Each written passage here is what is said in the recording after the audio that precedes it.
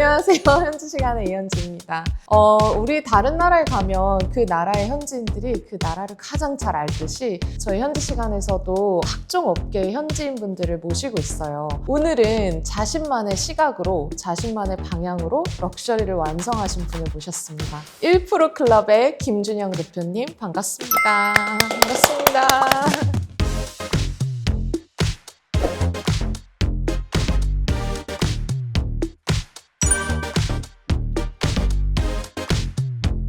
안녕하세요. 잡지 만들고 있는 김준형입니다. 1% 클럽이라는 럭셔리 라이프스타일 매거진과 마이퍼스트 코리아라는 한국을 소개하는 여행 잡지를 만들고 있고요. 다양한 플랫폼에서 콘텐츠 만드는 일 하고 있습니다. 아니 원래 이렇게 인터뷰 안 하시는 준영 대표님이 이렇게 와주셔서 저 너무 기뻐요 오늘. 대표님이 부르면 또 이렇게 달려와야죠. 감사합니다. 사실은 저희 준영 대표님 만나뵌 게 2달 됐나요? 두세 달 된 것 같아요. 두세 달? 이렇게 처음 만나뵀을 때 인스타 채널로서 제가 1% 클럽 팬이라서 이게 이렇게 사업화될 수 있구나를 보고 굉장히 감명받았는데 보시는 분들 중에 연세가 조금 더 있으신 전통 매체에 익숙하신 분들도 계시고 그래서 1% 클럽이 무엇인가 그리고 지금 인스타에서 그런 매체로서 활동한다는 것이 무슨 의미인지 조금 설명과 정의를 좀 내려주셔도 네네네네. 저희가 이제 미용실 가면은 뭐 럭셔리라든지 노블레스, 우먼센스 이런 잡지들이 있잖아요. 미용실 가서 보고 있던 그런 잡지를 이제 핸드폰 안에서도 좀 볼 수 있게 디지털로 옮겨왔다라고 말씀드리면 좀 이해가 쉬울 것 같고 온라인에서 이제 볼 수 있는 곳이 많잖아요. 뭐 유튜브도 있고 뭐 네이버 밴드가 있을 수도 있고 그다음에 뭐 인스타그램이나 여러 플랫폼이 있을 수 있는데 그 중에 저희는 이제 인스타그램이라는 곳에서 시작을 했고 지금은 뭐 사실 뭐 유튜브, 틱톡, 인스타그램 그냥 사이트도 따로 있어가지고 여러 디지털 공간에서 저희가 사람들이 볼 수 있는 콘텐츠들을 만들고 소개하고 이런 일을 하고 있습니다. 그리고 그 중에서 1% 클럽은 럭셔리라는 카테고리에 좀 집중을 해서 럭셔리 라이프스타일에 초점을 맞춘 콘텐츠들을 하고 있고 마이퍼스트 코리아는 이제 온라인에서 외국인들이 한국에 대해서 좀 궁금한 것들 뭐 맛집이 어디고 한국 케이팝 아이돌들이 어떤 소식이 있고 한국 뭐 교통카드 어떻게 써야 되고 그런 이제 실제로 한국 여행 왔을 때 쓸 수 있는 그런 정보들까지 다루고 있어요. 요즘 가장 신경 쓰고 계시는 진행하고 계시는 일은 뭐가 있으세요? 저희가 그런 얘기들을 많이 하시거든요. 인스타그램에 요즘에 매거진이 너무 많아졌다. 콘텐츠도 많고 매거진도 많고 이렇게 하는데 경쟁에서 오는 불안이라든지 객단가도 좀 낮아지고 여러 가지 문제가 좀 발생할 수 있잖아요. 그렇죠. 좀 요즘에 신경을 쓰고 있는 부분은 사실 다른 매체가 많이 생기는 거에 대해서는 별로 걱정을 잘 안 하고요. 오히려 인스타그램이 아닌 다른 것들로 이제 전환이 됐을 때가 오히려 훨씬 더 회사에 조금 더 직격탄이 되는 위기다라고 생각을 하거든요. 경쟁 매체가 더 생기는 것보다 인스타가 망하거나 아니면 인스타에서 이런 비즈니스 모델이 작동되지 않는 게 훨씬 더 큰 리스크다. 큰 리스크여가지고 저희는 요즘에 플랫폼 자체를 좀 다변화하려고 하고 있어요. 중국의 인스타그램 같은 샤오홍슈 같은 플랫폼으로도 좀 확장을 하고 있고 두 번째로는 좀 CRM이 가능한 DB를 구축하는데 좀 작업을 하고 있어요. 인스타그램에 저희가 한 30만 명 정도의 구독자분들이 계신데 이분들이 실제로 콘텐츠로 봤던 거를 구매를 하시거나 아니면은 오프라인의 어떤 투어 상품이나 경험 상품들로 이어질 수 있게끔 그런 CRM 플랫폼을 또 좀 만들고 있어요, 자체적으로. 정말 바쁘실 것 같아요.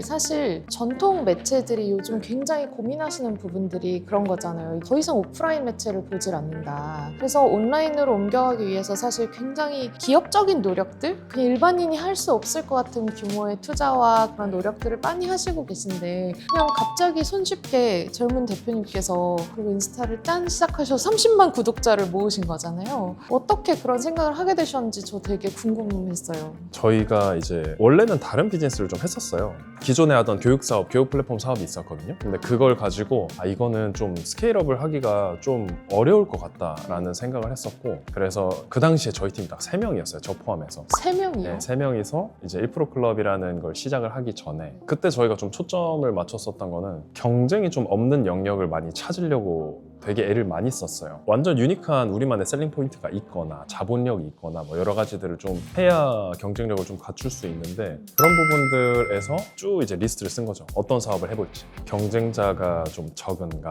힘들어도 우리가 좀 재미있어서 버틸 수 있는가? 트래픽을 우리가 자체적으로 만들어내지 않더라도 트래픽이 좀 모여 있는 데서 뭔가 좀 할 수 있는가? 이런 것들 막 다 고려했을 때 우리가 그 당시에 막 돈도 많이 얼마 안 남아 있었고 남자 셋이서 아침에 헬스장 갔다가 매일 월화수목금 같이 독서 모임을 하고 와. 그렇게 이제 일을 했었거든요. 왜냐면 이제 뭐 어떤 사업을 해야 될지 모르니까 계속 이제 아이디어가 좀 뭔가 나올 수 있게 인풋이 좀 필요했고 그래서 매번 비즈니스 관련된 제로 투 원 같은 책을 읽으면서 이러면서 이제 1% 클럽을 이제 좀 시작을 하게 됐을 때 그때는 정말 이제 럭셔리에 관련해서 온라인상에서 콘텐츠를 만드는 곳이 거의 없었어요. 그래서 인스타그램에서 이걸 빨리 시작하면 좀 승산이 있겠다라는 생각을 했었고 그 당시에 저랑 한 명이서 이제 1% 클럽을 같이 만들었는데 그분이 그런 비주얼라이징에 되게 재능이 있으셨어요. 네네네. 지금도 같이 파트너로 일을 하고 있는데 이분이 이제 시각적인 부분을 잘 하고 저희는 이제 좀 제가 이렇게 하면은 사업적으로 잘 될 것 같아라는 전략을 제가 좀 더 담당해서 그렇게 해서 좀 했었습니다. 시작을.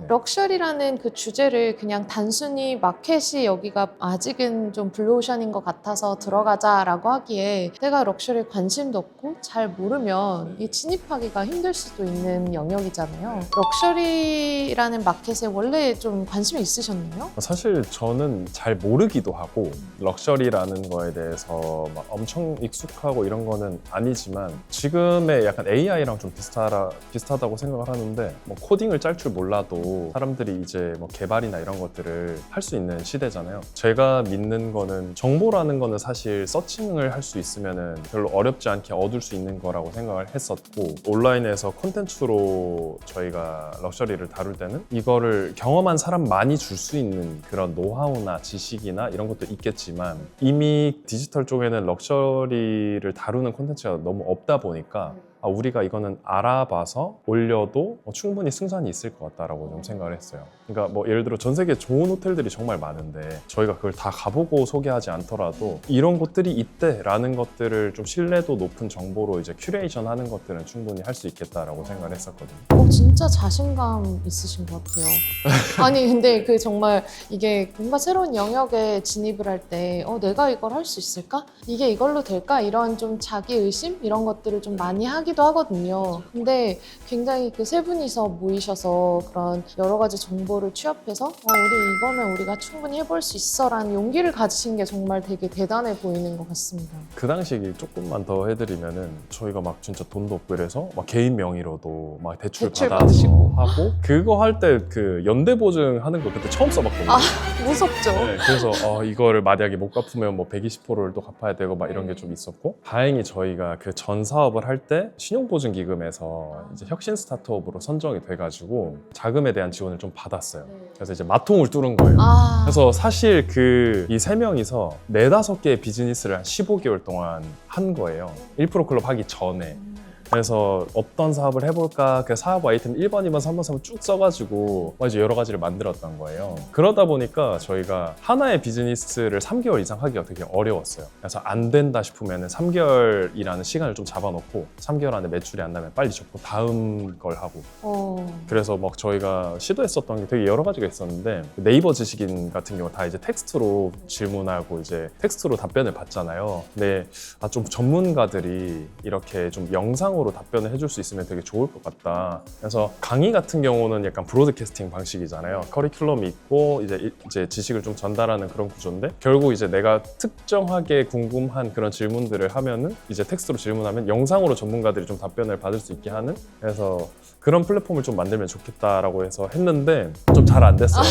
어려울 것 같아요. 네, 잘 안 됐어요. 왜냐면은 이제 질문할 사람들은 많은데 그걸 답변해줄 분들이 이걸 막 카메라를 이렇게 해가지고 이제 하는 게 되게 허들이더라고요. 그래서 그런 것도 좀 잘 안 됐었고 지금 생각해봐도 너무 안 됐겠다 싶은 것들을 이제 3개월 단위로 계속 하다가 안 되고 하다가 안 되고 하다가 안 되고 그러니까 이제 돈이 이제 얼마 안 남은 거죠.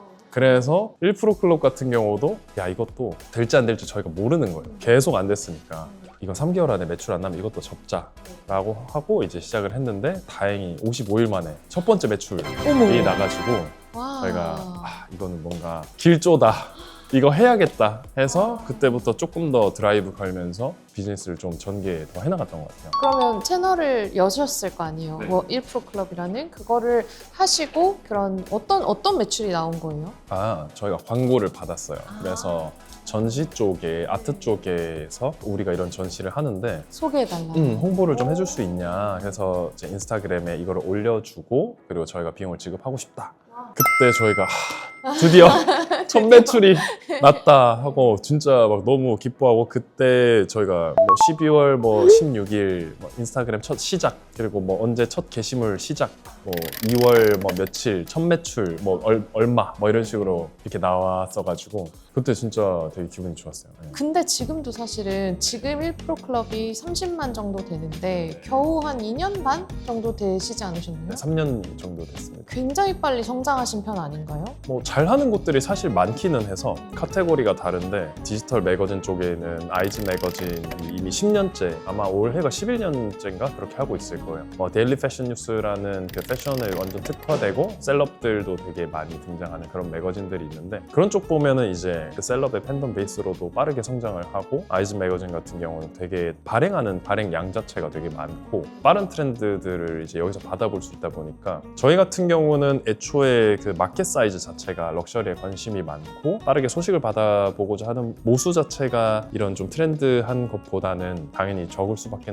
없어서 럭셔리라는 분야를 고려했을 때는 굉장히 빠른 성장이었다라고 생각을 하기는 해요. 네네. 럭셔리라는 말이 너무 포화됐다고 느낄 때가 있거든요. 그런데 실제로 요즘 각종 업계의 럭셔리 브랜드들 많이 만나보시고 심지어 럭셔리 호텔까지도 이제 해외로 많이 취재를 많이 나가시는 걸 제가 보고 있는데 럭셔리라는 게 지금 오늘날의 럭셔리는 진정하게 어떤 뜻일까? 대표님께서 받아들이시는 럭셔리한 물건 또는 럭셔리한 사람 이런 것들은 어떤 걸 의미하는 건지 궁금합니다. 초반에 집중을 했던 건 좀 가격대였어요.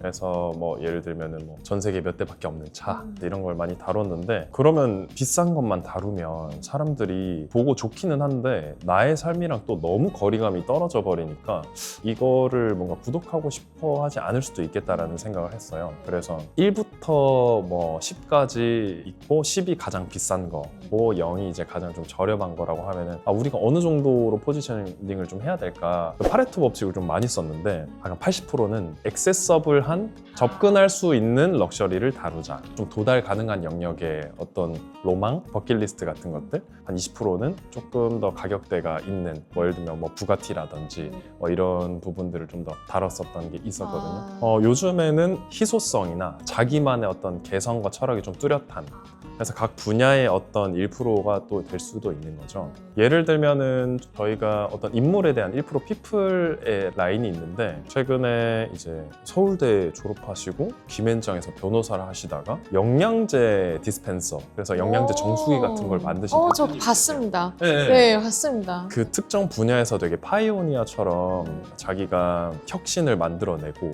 남들이 가지 않은 길을 먼저 개척한 그런 분들의 스토리도 저는 이제 럭셔리의 하나의 기준으로 보고 같이 이런 것들을 좀 소개를 해 나가고 있는 거죠. 그래서 콘텐츠적인 기준으로는 좀 그렇게 하고 있고 제가 개인적으로 생각하는 그런 럭셔리는 뭐냐라고 했을 때 본인이 원하는 모습에 이제 도달하는 게 좀 럭셔리라고 생각을 해요. 근데 그러다 보니까 뭐 100명 있으면 100개의 럭셔리가 있는 것 같고 자기한테 어울리는 딱 맞는 옷을 입는 거 자기만의 색깔을 좀 만들어낼 수 있는 게 럭셔리라고 생각을 해서 결국은 이제 다른 사람과 자기를 좀 구별 지을 수 있는 자기만의 개성을 좀 찾아나가는 과정인 것 같아요. 그런 사람들을 만나보셨을 때 정말 확실히 이 사람한테는 돈으로 살 수 있는 그런 게 있더라.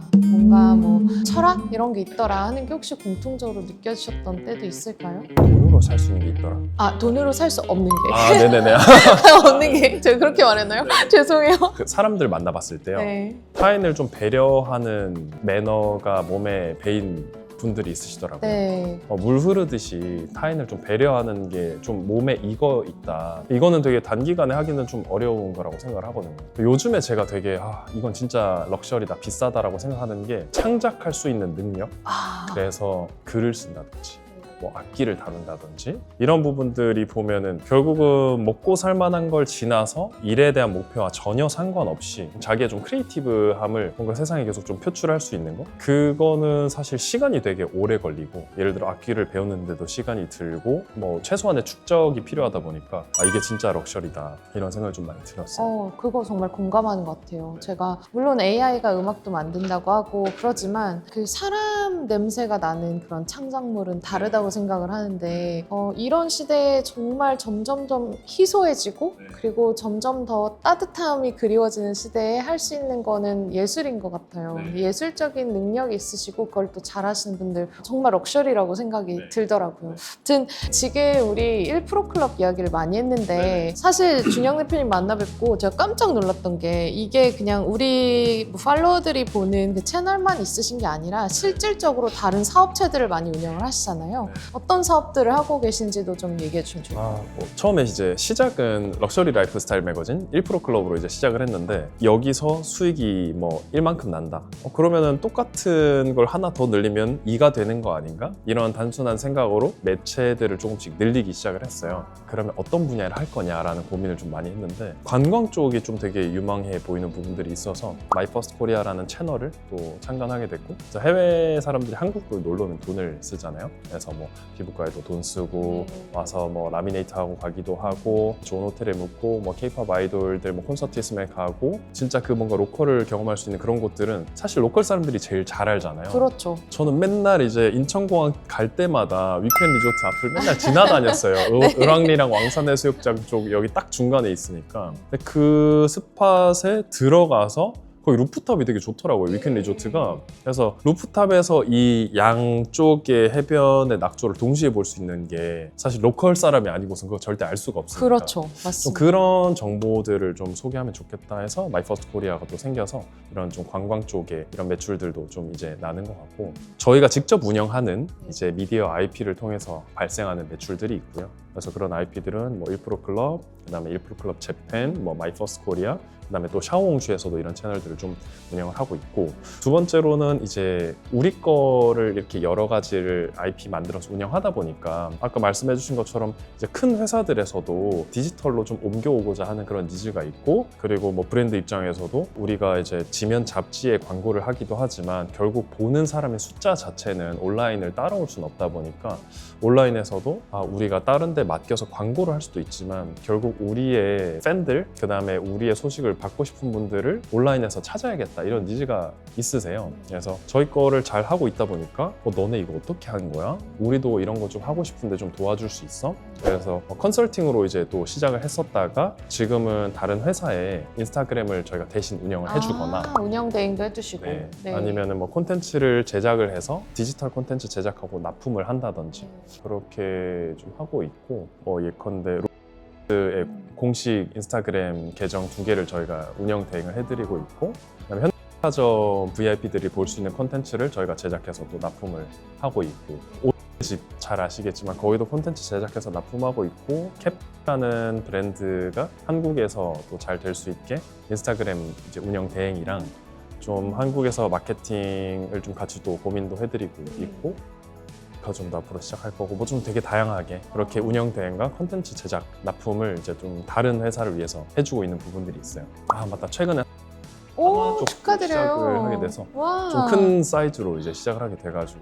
어떤 뭐 플러스라는 이제 브랜드 IP가 생겼어요. 그래서 뭐 라이프 플러스도 있고 뭐도 있고 했는데 아예 플러스로 좀 따로 생겼거든요. 그리고 이제 사실 요즘에 호텔을 다녀오신 걸 제가 인스타를 통해서 봤어요. 아무래도 제가 호텔을 하다 보니 저도 여행 다니는 걸 너무 좋아하고, 사실 제가 제 공간에서 이루지 못한 뭐 여러 가지 뭐 금전적인 게 있을 수도 있고 투자 규모도 있을 수 있고, 그렇지만 마음속으로 이렇게 품고 있는 그런 로망 같은 게 있는데 대표님께서는 되게 좋은 호텔 많이 가시잖아요. 그 중에서 좀 내가 이런 공간에 가니까 이런 게 정말 특별하더라, 아니면 이런 디테일을 보면 거기서 퀄리티가 느껴지더라, 이런 부분이 있으면 좀 공유해 주시면 좋을 것 같아요. 지금 듣자마자 이제 떠오르는 곳은 나고야에 있는 아만네무를 갔을 때 제가 이 디테일이 미쳤다라는 걸 느낀 부분이 있어가지고, 저희가 이제 막 친구들이랑 이렇게 다 십시일반 해가지고 야 여기 한번 가자